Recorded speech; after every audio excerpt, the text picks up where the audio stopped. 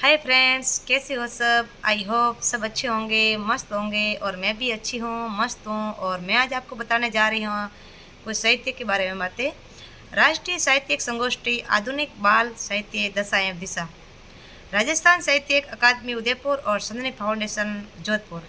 संगोष्ठी के आयोजनकर्ता राजस्थान साहित्यिक अकादमी के अध्यक्ष दुलाराम जी चारण और संदनी फाउंडेशन के अध्यक्ष संतोष जी चौधरी और राजस्थान राज्य बाल अधिकार संरक्षण आयोग की अध्यक्ष संगीता जी बेनीवाल और सरदार वल्लभ भाई पटेल यूनिवर्सिटी की पुलिस युवा IAS सविता जी स्वान तो ये उपस्थित रहे।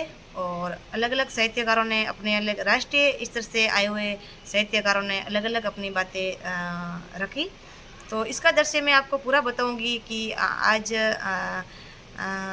आधुनिक बाल साहित्य दशा एवं दिशा बालकों के प्रति सोशल मीडिया में ज़्यादा बालक जा रहे हैं, उसमें बच्चों के प्रति क्या प्रभाव पड़ रहे हैं।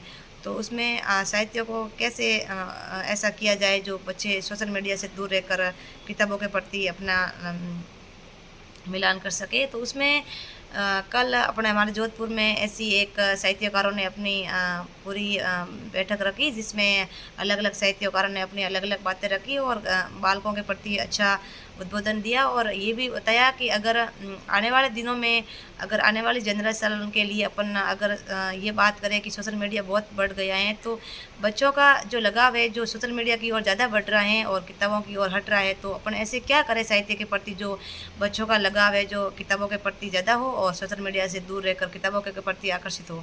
तो उसमें पहले की अगर बात करें तो पहले हर किताबें में कहानियाँ आती थी, कविताएँ आती थी, छोटे छोटे अच्छे अच्छे चुटकुले भी आते थे, जैसे मछली जल की रानी है, जीवन उसका पानी है, हाथ लगाओ डर जाएगी, बाहर निकालो मर जाएगी, नानी आई पीले पीले पपीते लाई। और हर दौर में मतलब बच्चे उसके जो आज पहले जनरेशन में मोबाइल नहीं थे, तो बच्चे किताबों के प्रति घुल मिल के उनको बहुत इंटरेस्ट था कि अच्छी कहानियाँ हैं उसमें पढ़ेंगे, अच्छे चित्र देखेंगे। तो आज की युवा पीढ़ी है जो किताबों को न देखकर फ़ोन में आज जन्मते बच्चे को अगर जब समझने लग जाए 4-5 महीने बच्चे को, तो उसमें हाथ में माँ अगर मोबाइल थाम लेती है तो वो बच्चा रोता है तो चुप रह जाता है। तो ऐसा अपने को क्या करना होगा जो बच्चे सोशल मीडिया से दूर रहकर किताबों के प्रति आकर्षित होंगे। तो उसमें अपने को कल हमारे जोधपुर में ये बैठक हुई, तो उसमें ये भी डिसीजन लिया गया कि ऐसी अच्छी अच्छी किताबें साहित्यों के प्रति लिखनी होगी जो बच्चे सोशल मीडिया से दूर रहकर अपनी किताबों के प्रति आकर्षित होंगे। और इसमें अच्छे चित्र बनाने होंगे, अच्छी अच्छी कविताएँ लिखनी होगी, अच्छे से कहानियाँ लिखनी होगी। तो मतलब पूरी साहित्य के बारे में अलग अलग साहित्यकारों ने अलग अलग बात रखी और उसमें बहुत सारे साहित्यकार उपस्थित हुए और उन्होंने अपना अलग अलग अपना उद्बोधन दिया। तो ये इसकी शुरुआत कल हमारे संदनी फाउंडेशन के अध्यक्ष संतोष जी चौधरी के द्वारा की गई, जो हमारे जोधपुर से बिलोंग करते हैं। तो इसका पूरा दृश्य मैं आपको बताऊंगी और अगर आपको अच्छा लगे तो मेरे चैनल को लाइक करना, सब्सक्राइब करना और ज़्यादा से ज़्यादा शेयर करना। और इस कार्यक्रम में सहभागिता कर रहे हैं। मुझे आज आप शुभकामनाएं देने के लिए आए हैं। आपका आशीर्वाद ऐसे ही बना रहे, आप लोगों का स्नेह ऐसा ही बना रहे, इसके लिए आप लोगों का बहुत बहुत धन्यवाद। एक विशेष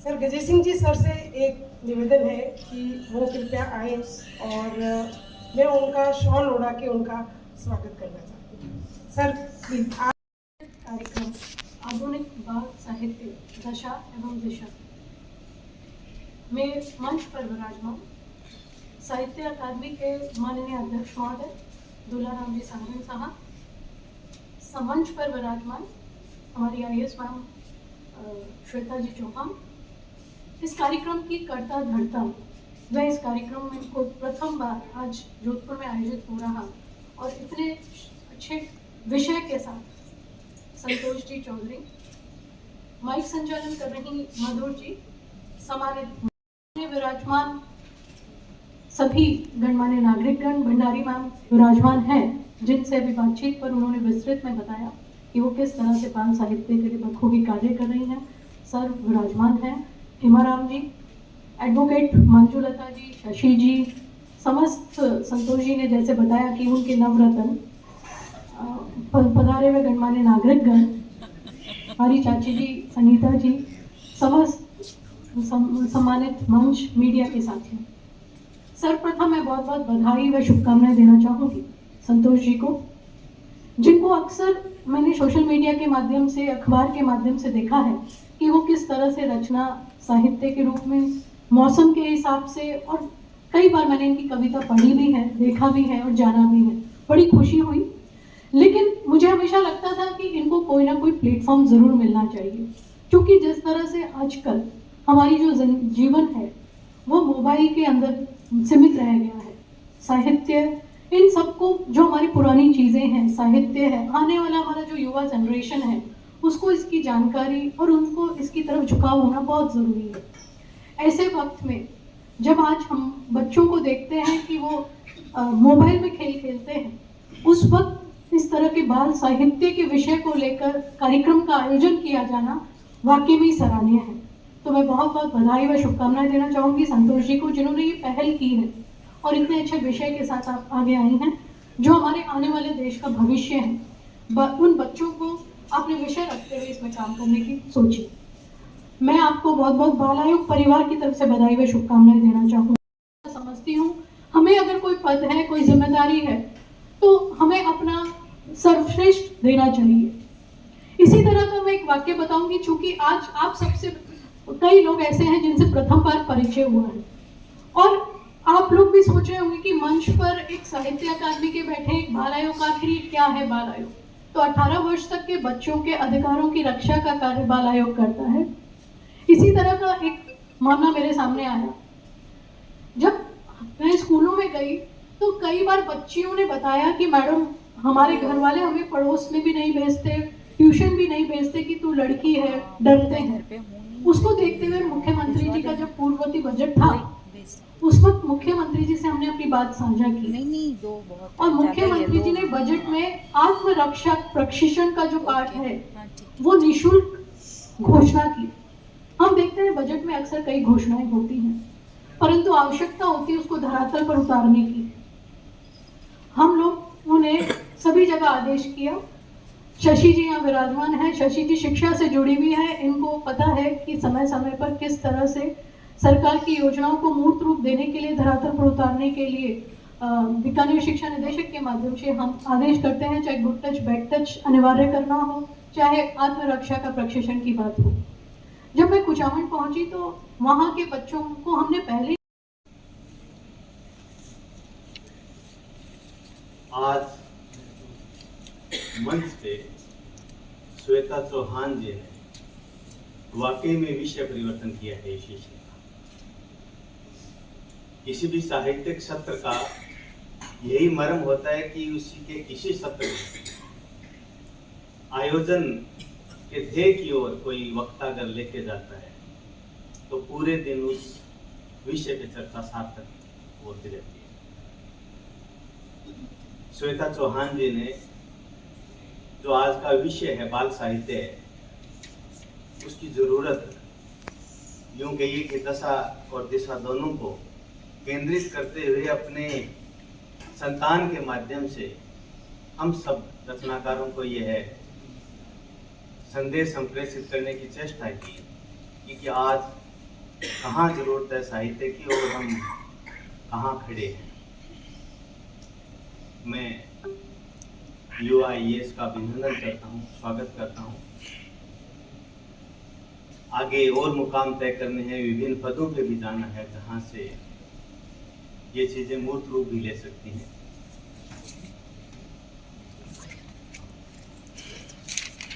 क्योंकि संरचना सत्यदेव जी, गजय सिंह जी, संतोष जी, आयदान सिंह जी, आप सब ने मिलकर की है, तो यह तो कोई संदेह नहीं कि आज का दिन राजस्थान के साहित्यिक फलक में कामयाब दिन रहेगा।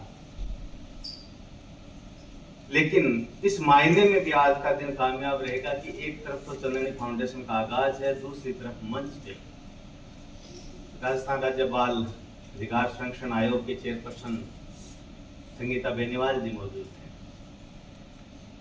मुझे याद आता है बेनीवाल जी की सक्रियता का वह समय जिस समय हमारे मुख्यमंत्री अशोक गहलोत जी आपको रेखांकित कर रहे थे। हम सब की नियुक्तियां हो चुकी थी और CMO में तमाम आयोगों के चेयरपर्सन और वाइस चेयरपर्सन की बैठक थी। सीएम साहब संबोधित कर रहे थे और संबोधन के बीच से निकलता है कि आप सबकी सक्रियता को ये सरकार बहुत गंभीरता से देख रही है। आप जिस दायित्व में आए वहाँ क्या कर रहे हैं, हमारी मुलाकात हो न हो, लेकिन आप तय मानिए कि सरकार आपकी तरफ ध्यान से देख रही है। और उन्होंने उदाहरण दिया कि बाल आयोग का दूसरा टर्न, पहला टर्न संगीता जी ने जिस सक्रियता से कंप्लीट किया, दूसरे टर्न की बात चली तो दूसरे टर्न में स्वाभाविक रूप से सब ओर से नाम आया कि संगीता बेनीवाल जी ने बहुत अच्छा काम किया है। और मैं चाहते हुए भी, दूसरे तमाम दबाव से गुजरते हुए भी, हमने तय किया कि संगीता बेनीवाल जी फिर से आयोग के अध्यक्ष होंगे। तो आप कल्पना कर सकते हैं कि सक्रियता या जो दायित्व है, उस दायित्व के निर्वहन के दौड़ता हूँ आपकी ओर। बाल आयोग और महिला आयोग अगर मिलकर कोई कार्य योजना बनाती हैं तो राजस्थान साहित्य अकादमी नई प्रांत के तमाम अकादमी आपका स्वागत और अभिनंदन करती हैं। आप सबने याद किया, आप 2 दिन की चर्चा, 1 दिन की चर्चा, सार्थक चर्चा, 2 सत्रों की चर्चा में आप अच्छी बात करेंगे। बाल साहित्य की दिशा कुछ बदले, इस दिशा में हम काम करेंगे, सोचेंगे। और एक कहना चाहेंगे कि मैं फिर वही उदाहरण देता हूँ कि वहाँ से हमें बच्चे निकाल के लाने हैं जहाँ से राजू राम जी, मदन जी, मुझ जैसे लोग बैठे हैं। मैं एक अंतिम उदाहरण देते मेरी बात का समापन करता हूँ। महामहिम रामनाथ कोविंद जी का एक संस्मरण है। कोलकाता में अखिल भारतीय मारवाड़ी सम्मेलन ने मुझे पुरस्कार के लिए बुलाया। तब कोविंद साहब बिहार के राज्यपाल थे। उन्होंने मंच से पुरस्कार दिया। मारवाड़ियों का भरा पंडाल था, 4-5 हजार मारवाड़ी थे, प्रवासी जो लगभग उद्योगपति थे। अच्छा उद्बोधन हुआ, स्वागत, इनाम के बाद प्रत्युत्तर में मैंने कुछ कहा और कोविंद साहब ने वहीं से बात उठाते हुए उस भाषण को भी ग्रेस दिया। लाभ मिला मुझे। और अंत में जब हम जा रहे थे नाश्ते की तरफ, उतरते वक्त उन्होंने चुटकी ली। उन्होंने कहा कि साहन साहब आप भाग्यशाली हैं, एक राज्यपाल के हाथों सम्मानित हुए हैं आप। मैंने कहा कि सर मैं भाग्यशाली तो हूँ ही हूँ, इस मायने में हूँ कि सम्मानित हुआ, लेकिन इस मायने में भी हूँ कि मैंने जिंदगी में राज्यपाल देखा ही पहली दफा आपके रूप में। ठीक है, लेकिन इस मायने में भी आगे की आप बात सुनिए। ये उनकी चुटकी का प्रत्युत्तर था और विषय वस्तु जो लेके जाके था वहाँ मैंने कहा कि मैं इस मायने में भी भाग्यशाली हूँ कि जिस आपने मुझे सम्मानित किया है। मेरे माता पिता अनपढ़ हैं, माँ जानती नहीं किताब कैसे छपती है, कहाँ छपती है, पिताजी भी नहीं जानते। पिताजी किताब देख के बता सकते हैं, हाँ फुट रही सकती है, चित्र सोना है, इतना बता सकते हैं वो। और उस परिवेश से आया हुआ व्यक्ति किताब के लिए एक राज्यपाल के हाथों से सम्मानित हो रहा है, इससे बड़ी कोई बात नहीं हो सकती। तो हम उस परिवेश को चिन्हित करते हुए किताब के लिए उन बच्चों को सम्मानित करेंगे तो हमारी होनी सार्थक होगी। मैं शुभकामनाएं व्यक्त करता हूँ। अकादमी आभार प्रकट करती है कि तो मैंने फाउंडेशन अकादमी का आग्रह स्वीकार किया और आयोजन को मूर्त रूप दिया। आप सब आए, शुक्रिया, धन्यवाद।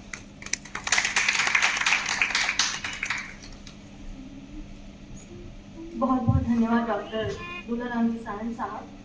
आपने बात की कि बच्चों में साहित्य बीज बोना बहुत आवश्यक है ताकि हम समाज के उत्थान में और दुगनी फाउंडेशन के तत्वाधान में आयोजित इस आधुनिक बाल साहित्य दशाब्दी संगोष्ठी में पधारे हुए आप सभी मेहमानों, साहित्य मनीषियों का बहुत बहुत धन्यवाद ज्ञापित करता हूँ कि आप अपना समय निकाल करके आए। इसके बाद में आगे 2 रिश्तेदार है, तकनीकी सत्र होंगे, उसमें चर्चा करेंगे और रिश्ते में छगे नहीं सफल रहेगा। मैं संगीता जी का भी धन्यवाद ज्ञापित करता हूँ कि वो अपना व्यस्ततम समय निकाल करके अपने व्यस्ततम कार्यक्रम से समय निकाला और यहाँ पधारे।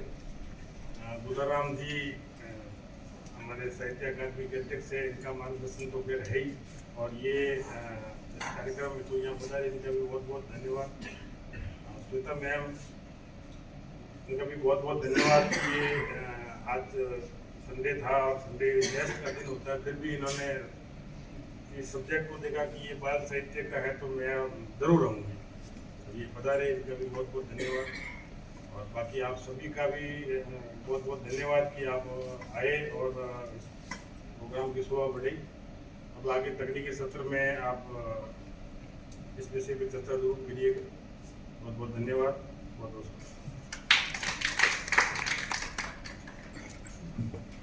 इसी के साथ आज का ये उद्घाटन सत्र अब यहीं तक।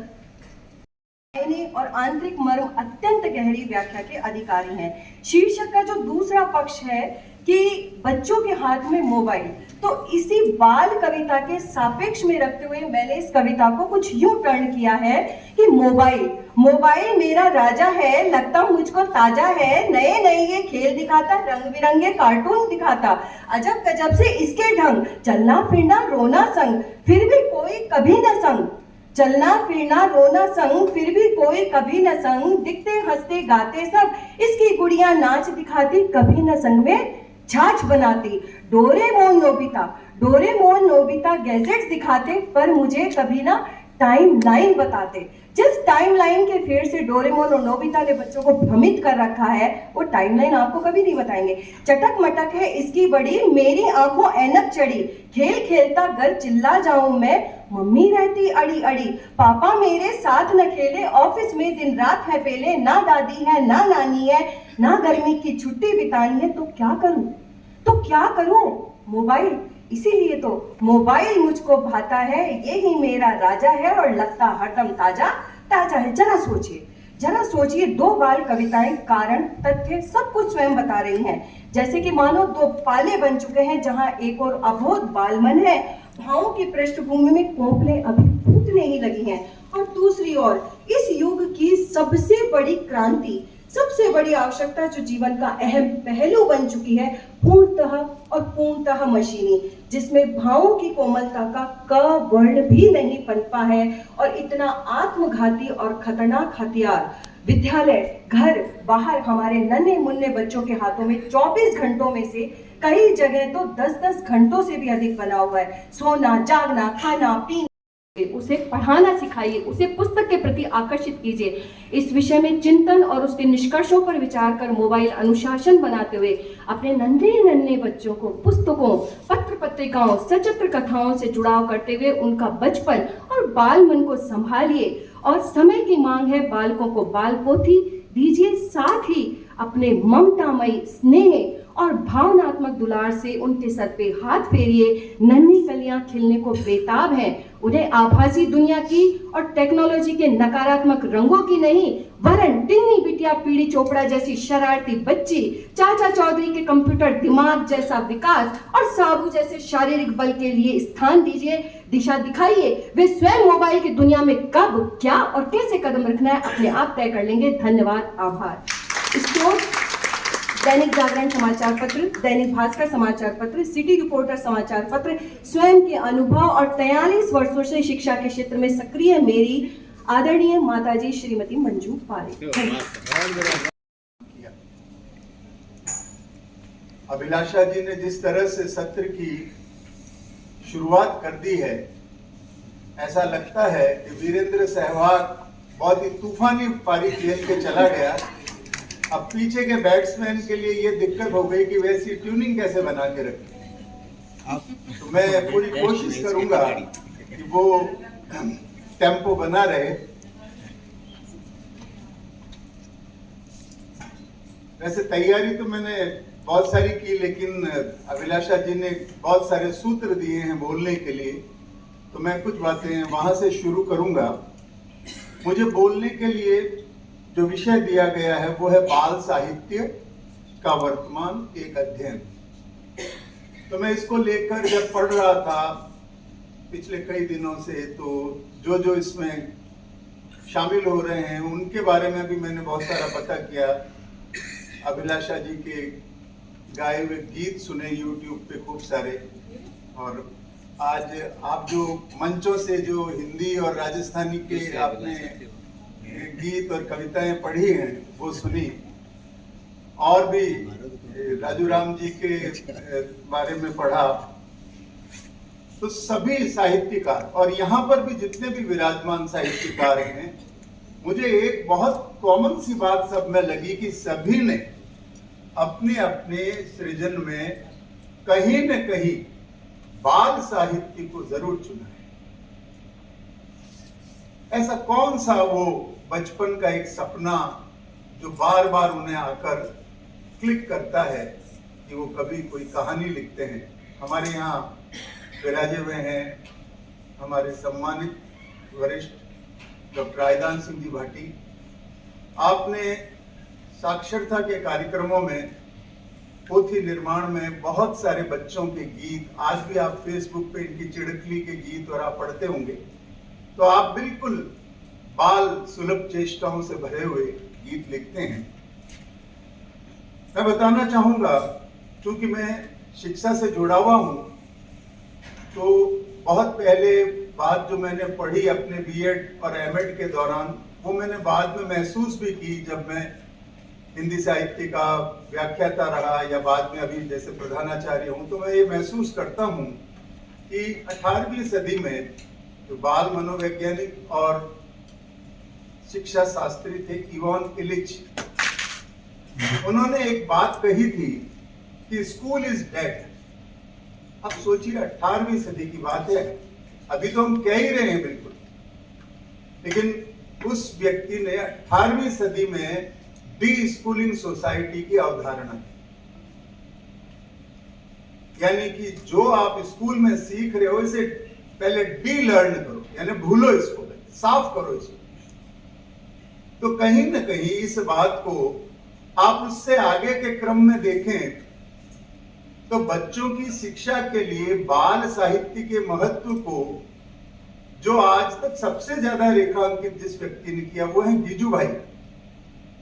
अगर गिजू भाई की ग्रंथमाला से हम कई किताबें उठा के पढ़ें, उनकी एक पुस्तक है दिवा स्वप्न, वो सारे उनके व्यावहारिक अनुभव हैं, वो प्रैक्टिकल अनुभव हैं जो उन्होंने बच्चों के साथ किए, उसका संकलन है उसमें। तो उन्होंने ये देखा कि किस तरह से कहानियों, कविताओं, गीतों और बाल खेल के माध्यम से कैसे बच्चों को हिंदी, अंग्रेजी, गणित, विज्ञान ये सब पढ़ाया जाता है। तो गिजू भाई ने उसका बड़े, और जो मॉन्टेसरी शिक्षण प्रणाली है उसके बाद वो लगभग उसी नियमों पे चलती है। तो ये तो तय है कि जो जिस बात की अभिलाषा जी ने बात कही है कि मोबाइल बच्चों के हाथों से लेकर उन्हें बाल पोथियां, कोई किताबें ऐसी पकड़ानी होंगी, लेकिन चुनौती इन दोनों के बीच खड़ी है। बच्चे के हाथ से मोबाइल लेना और उसे वो पुस्तक देना। कहानियों पे चर्चा हो, पहले पूरी तरह से चर्चा हो, फिर उसमें श्रोता के रूप में बालकों को बुलाया जाए। इसमें सर मेरी तरफ से मैं और ऐड करना चाहूंगी, क्योंकि हमारे विद्यालयों में नो बैग डे होता है, तो हम यहाँ पे बुलाएं बालकों को, उन्हें परेशान करें और साहित्यकारों को ऐसा दें। इससे अच्छा क्यों ना हम कुछ साहित्यकारों को इकट्ठा करके आपका विद्यालय या जो भी अन्य विद्यालय हो हमारा, उसमें हम शनिवार को नो बैग डे के दिन हम ये गतिविधि कर सकते हैं। और विभाग भी हमें इसकी अनुमति देता है, बहुत ही अच्छे से देता है। तो हम जरूर बैठ के ये प्लान करेंगे। आप में से जो भी साहित्यकार हैं, मैं तो एक श्रोता के रूप में हूँ यहाँ पे, तो उसको हम साहित्यकारों को उठा के वहाँ जमीन पे ले जाएं। वहाँ हम रियल जो हमारे ऑडियंस है उन बच्चों से हम वार्ता करें। पूरा दिन हमारा होता है, उसमें हम चर्चाएं करेंगे, बालकों का हम सहयोग लेंगे, बालिकाओं का सहयोग लेंगे नो डाउट। और वहाँ पे हम जो हमारा चरणी फाउंडेशन भी हुआ है, और साथ ही साथ आप सभी को पता है दुलाराम सर ने भी कहा कि पार्टी वगैरह भी होती है, जाट फोरम करके भी एक इनका ग्रुप बना हुआ है, हम उन सबका सहयोग ले सकते हैं और उन सबको हम जमीन पे ले जाएं। और एक शनिवार को हम बहुत ही अच्छी एक गतिविधि कर सकते हैं। और एक सजेशन आया था कि त्रैमासिक पत्रिका, या तो हमारे शिक्षा विभाग की क्योंकि शिविरा हर माह प्रकाशित होती है, उसमें हमारे शिक्षा विभाग संबंधी सारी चीजें होती हैं। तो वाकई में अगर बाल साहित्य के लिए एक अगर इस तरह की पत्रिका हो, तो उसका ऑडियंस आपको सरकारी विद्यालय है ही, उनके लिए आप कंपल्सरी कर सकते हैं कि इन सभी में यह जाए और वहाँ पे साहित्य बच्चों को पढ़ने को मिले। और वैसे भी अभी जैसे सर ने बताया कि सरकार बहुत ही इस मामले में सोच रही है। 15-15 हज़ार रुपए प्रति विद्यालय लाइब्रेरी के नाम पे दिए गए हैं। एक और चीज बताऊंगी कि हमारे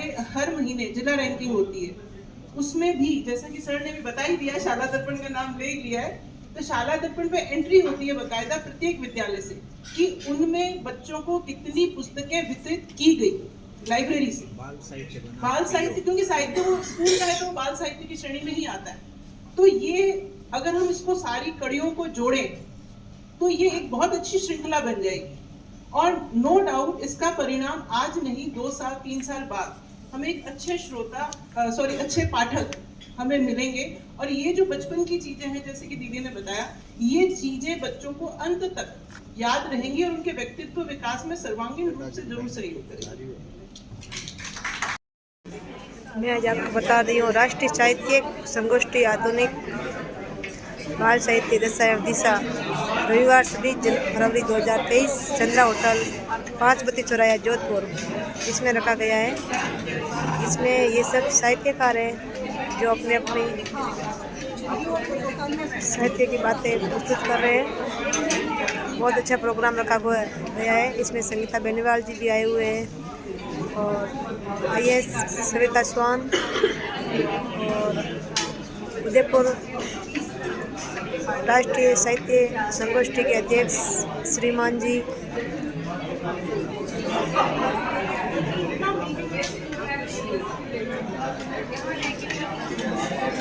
उपकरण से सीखता है, अतः वह जैसा देखता है वैसा ही करता है। इसी कारण घर में बचपन से उसे मनोरंजन के साथ साथ जो जीवन मूल्य परक किस्से सुनाए जाते हैं, बच्चे उनको सुनकर के वैसा ही बनने की ओर उन्मुख होते हैं। बाल साहित्य का बच्चों पर कितना गहरा प्रभाव पड़ता है, इसके ढेरों उदाहरण इतिहास में हमें देखने को मिलते हैं। छत्रपति शिवाजी के चरित्र निर्माण के लिए उनकी माता जीजाबाई प्रेरक कहानियां सुनाया करती थी। उन्हीं के आधार पर उनमें देश प्रेम और नैतिकता के भावों का उदय हुआ। इसी प्रकार हमारे देश के राष्ट्रपिता महात्मा गांधी ने स्वयं अपनी जीवनी में लिखा है कि वे बहुत कठिन परिश्रम से रटकर अपना पाठ याद किया करते थे, परंतु उत्साह की कमी के कारण उसे वह जल्दी भूल भी जाया करते थे। एक दिन उन्हें मातृ पितृभक्त श्रवण कुमार नामक पुस्तक पढ़ने को मिली। उन्होंने उसे कई बार पढ़ा। उसके बाद सत्यवादी हरिश्चंद्र पुस्तक पढ़ने को मिली। इन दोनों पुस्तकों को उनके बालपन पर और सोच हमेशा के लिए बदल गई। उन्होंने इसी से प्रेरित होकर सत्य और अहिंसा के मार्ग पर चलने और लोगों की सेवा करने का जीवन भर प्रण लिया। इसी प्रकार इतिहास साक्षी है।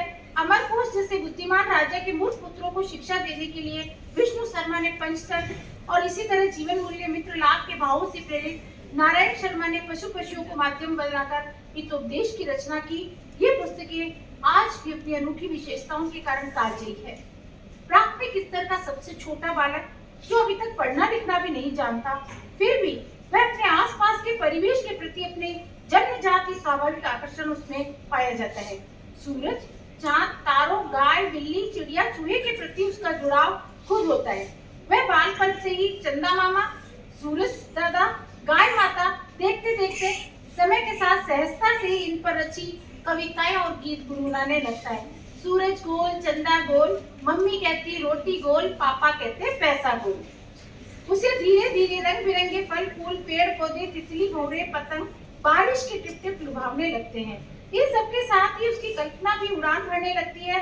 उसे भी लगता है कि वह चिड़िया की तरह फुर से उड़े, मोर की तरह नाचे। इसी तरह जब वह परिवार के माध्यम से किसी प्रकार की कहानी सुनता है, चाहे वह कहानी कपोल सूर्य नगरी में जोधाना में मेरा आगमन हुआ, नई संस्था का उदय हुआ। संतोष जी ने संकल्प लिया और साहित्य अकादमी के अध्यक्ष दुलाराम जी ने उस संकल्प को बाल साहित्य के सुनहरी पृष्ठों पर अंकित करवा दिया। मेरे लिए बहुत सुखद सूचना और एक सुखद खुश होने का कारण। चरनी फाउंडेशन द्वारा ये पहली बाल साहित्य संगोष्ठी है। आपको लग रहा है शायद मैं गलत बोल रही हूँ, नहीं, मैं बिल्कुल ठीक बोल रही हूँ। जो यहाँ पर शीर्षक दिया गया है राष्ट्रीय साहित्यिक संगोष्ठी, वो शायद खरा नहीं उतर रहा है, क्योंकि चारों पेपर बाल साहित्य पर थे। सभागार में उपस्थित सभी लोग राजस्थान से हैं, राज्य से हैं, राजस्थान से बाहर का कोई भी व्यक्ति नहीं है, तो बेहतर है हम इसको बाल साहित्य संगोष्ठी कह रहे हैं, ताकि एक मैसेज जाए। साहित्य से तात्पर्य सभी विधाओं से आ जाएगा, किंतु बाल साहित्य से तात्पर्य आएगा कि वाकई में ये बाल साहित्य संगोष्ठी यहाँ आयोजित हुई है और 4 आलेख यहाँ पर प्रस्तुत किए जा चुके हैं। और जो मुख्य अतिथि रही हैं संगीता जी, उन्होंने खुद ने भी अपने अनुभव में बताया कि कैसे बाल संरक्षण आयोग की अध्यक्ष रहते हुए उन्होंने बाल विवाह को रुकवाने का कार्य किया, कैसे हुआ। और एक अच्छा विषय, 1-2 विषय वो हम रचनाकारों को देकर गई हैं। वैसे ही श्वेता जी भी बताती गई हैं कि किस तरह से एक छोटे से बालक से लेकर अभी तक हमारे सामने क्या क्या स्थितियां हैं और हम किस तरह जा सकते हैं। ये संकेत अध्यक्ष महोदय ने भी अपने अभिभाषण में कहा है और ये बिल्कुल सही है कि बाल साहित्य कोई बचकाना साहित्य नहीं है, बहुत गंभीर साहित्य है, बहुत बड़ा इसका विज्ञान है और बहुत बड़ा इसका कैनवास है। जैसा अब तक जो पत्रवाचन हुए या जो बातचीत हुई, उसमें मैंने ये बात स्पष्ट कर देना चाहती हूँ, बिना किसी कमी को इंगित किए मैं अपनी एक बात और उसमें जोड़ना चाहती हूँ और स्पष्ट करना चाहती हूँ कि जो बाल साहित्य है वो गद्य और पद्य दोनों रूप में हमको मिलता है। गद्य में भी मिलता है और पद्य में भी। पद्य में लोरी है, प्रभाती है, ये सब पुरानी विधाएं हैं। शिशु गीत है, कविता है और गीत है।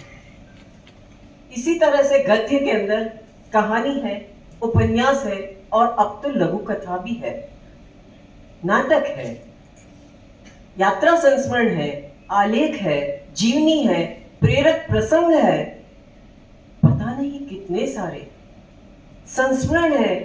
सबने सुनी है और सबने देखी है। मैं उसी कविता के साथ अपने शब्द समाप्त करती हूँ कि हम भारत के भरत खेलते शेरों की संतान से, कोई देश नहीं दुनिया में बढ़कर हिंदुस्तान। धन्यवाद। और कहो तो उसको 2-3 बार में जब जो है सुना देता तो उसको नींद आ जाती। ये जो लोरी थी, ये अभी आपने बात भी की, विद्याश्रम यहाँ अंग्रेजी की स्कूल है, उस स्कूल में सारे अंग्रेजी स्कूलों के बच्चे आते थे। हमको उन्होंने बुलाया है कि आप लोग इनसे राजस्थानी में बात करो और इनको कुछ कहो। तो मैंने जो मेरे पोते को मैं ये सुनाता था कविता, वो कविता जो है थोड़ी सी गा के सुनाई उन बच्चों को। तो मैं आपको सही कह रहा हूं कि वो बच्चे जो है 3री-4थी के थे, 2री, 3री, 4थी के उछलने लगे। वो तो कहता था भेद, और वो बच्चे कहने लगा और सुनाओ था।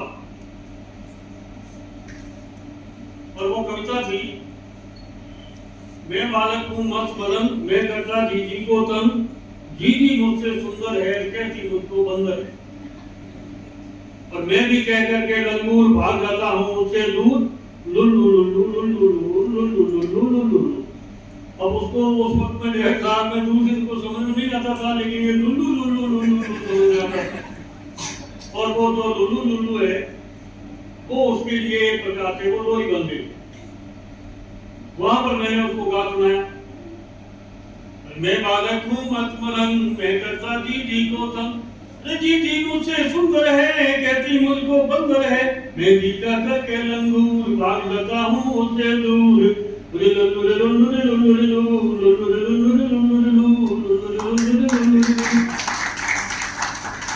मेरी नटखट चालों से और अनेक सवालों से घर वाले हो जाते तंग, मैं बदलूं क्यों अपना ढंग, मैं बालक हूँ मत मलंग, मैं करता जीजी को तंग।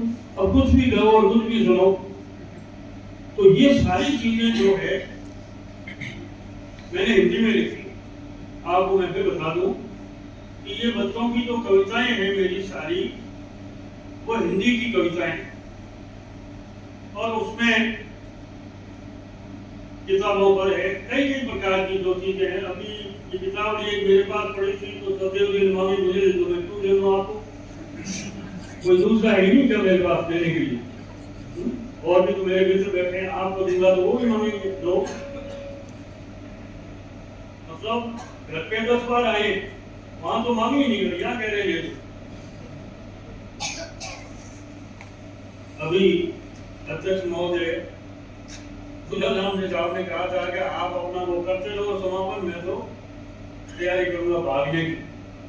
तो अच्छा हुआ, हमारा मान रखा, आप आगे नहीं, आप यहाँ बिराजे गए और हमको यहाँ से धक्कों के करते हुए बाहर निकाले। धन्यवाद।